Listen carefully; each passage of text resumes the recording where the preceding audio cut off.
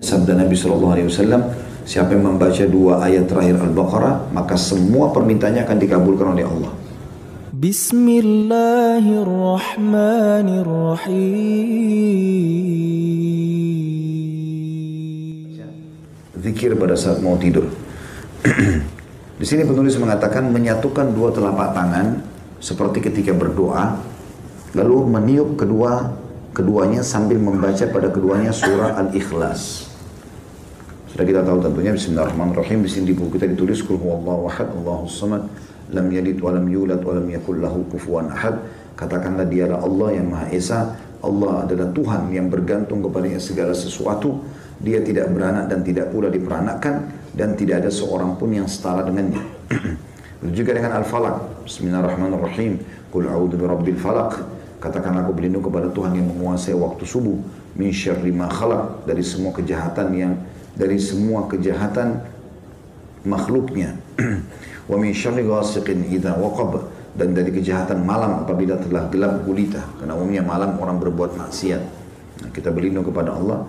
Wa min syarri naffatsati fil 'uqad, dan kejahatan wanita-wanita tukang sihir yang menghembus pada buhul-buhul.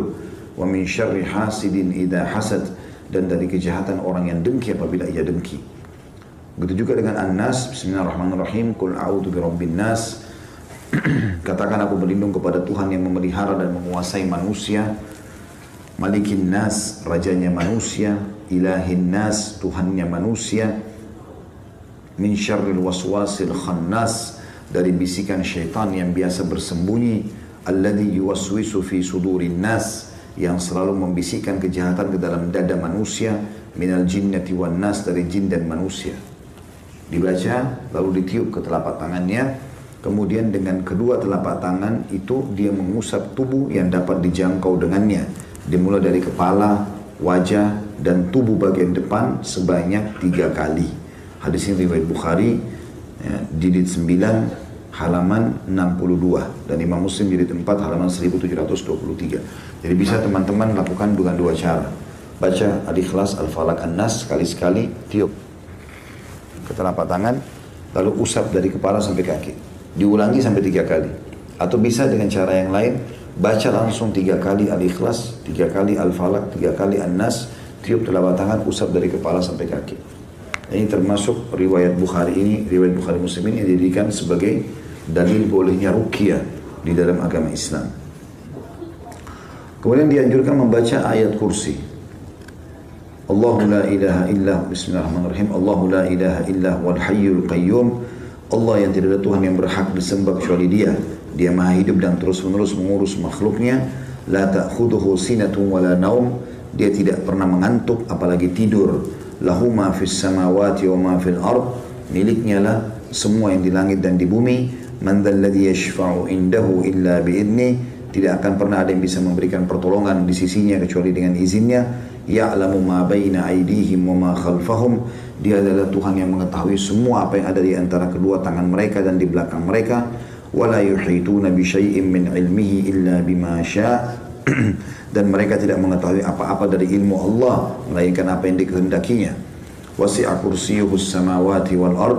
Sungguh maha luas telah pijakan kaki Allah atau kursinya Allah. Ya, seluruh langit dan bumi ditutupi atau meliputi seluruh langit dan bumi. Kursi Allah meliputi langit dan bumi. Wala ya'udu hibduhuma wa huwal 'aliyyul 'azim. Dan tidak ada yang merasa berat, dan Allah tidak merasa berat memelihara keduanya, dan Dia Maha tinggi lagi Maha besar.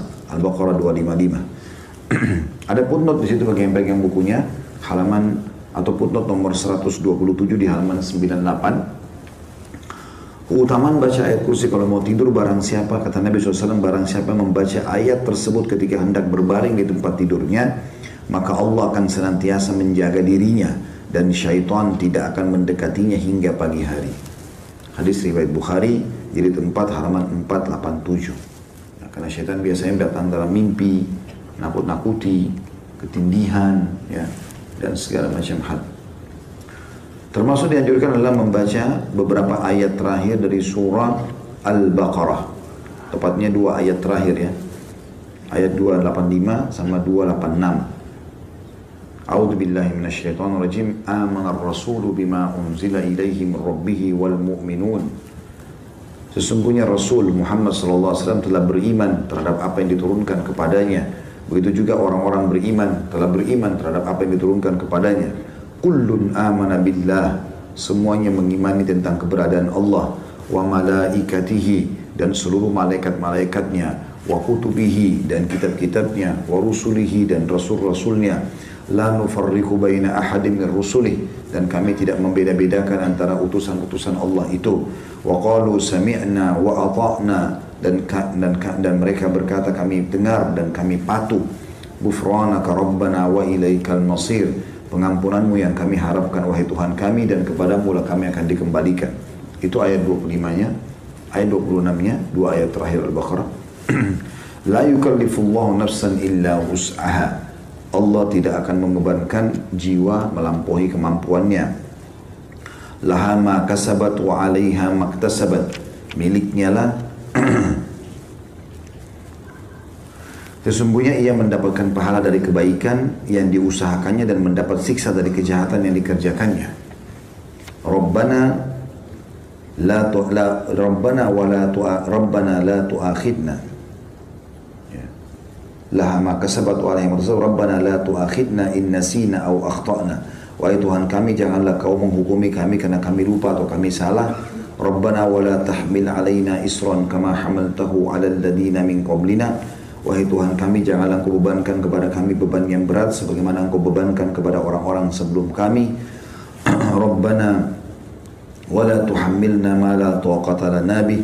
Ya Tuhan kami, janganlah Kau bebankan kami di atas kemampuan kami. Wa'fu anna, maafkanlah kami. Waghfir lana, dan juga ampunilah kami. Warhamna, kasihanilah kami.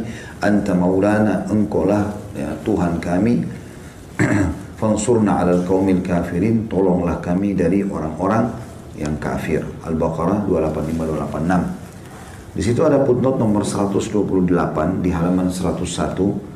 Hadisnya adalah hadis riwayat Bukhari di jilid 9 halaman 94 dan Muslim jilid 1 halaman 554. Kata Nabi SAW, barang siapa yang membaca dua ayat tersebut di malam hari, dua ayat akhir Al-Baqarah, maka dua ayat tersebut telah mencukupinya. Makna mencukupinya adalah memenuhi segala kebutuhannya dengan termasuk menyelamatkannya dari segala mara bahaya. Jadi kalau dia misalnya na'udzubillah terjadi gempa apa, dia bisa sempat bangun melarikan diri. Intinya dia akan diselamatkan oleh Allah Subhanahu wa taala. Kemudian masuk dalam doa setelahnya adalah tentu ini ada banyak riwayat berhubungan dengan masalah ini ya. Di antaranya sabda Nabi SAW, siapa yang membaca dua ayat terakhir Al-Baqarah, maka semua permintaannya akan dikabulkan oleh Allah. Ya, sampai sebagian ulama menjadikan ini bagian daripada awal doa mereka. Mereka membaca dua akhir Al-Baqarah, baru mereka sampaikan hajatnya kepada Allah Subhanahu